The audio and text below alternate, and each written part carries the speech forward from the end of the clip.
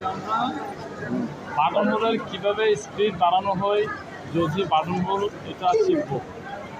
ঠিক আছে, প্রথমে রেডি বাটন চাপ দিব, দেওয়ার পরে মেনু বাটন চাপ দিব, দেওয়ার পরে এই যে স্পিডে ঢুকলাম, এখানে লেখা আছে pressure board up down maximum position 9.9।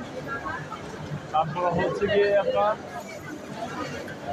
Middle স্পিডগুলো কীভাবে কন্ট্রোল করবো।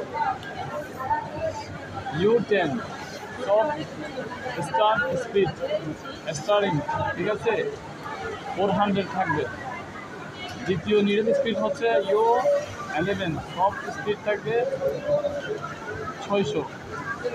তারপরে 12তে থাকবে হচ্ছে 800, 13তে থাকবে হচ্ছে 1000। এটা দেওয়ার পরে আমাদের যতটুকু কাজের ক্ষেত্রে যতটুকু লাগে, ফেব্রিকভাবে যতটুকু লাগে এতটুকু আমরা বাড়াইতে পারবো, কমাইতে পারবো।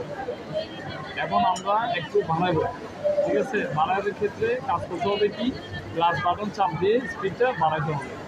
বাড়ানোর পরে এন্টার বাটন চাপ দিব, ঠিক আছে। এন্টার বাটন চাপ দেওয়ার পরে আবার পুনরায় সেই ক্লোজ বাটন চাপ দিব, দেওয়ার পরে এখন আবার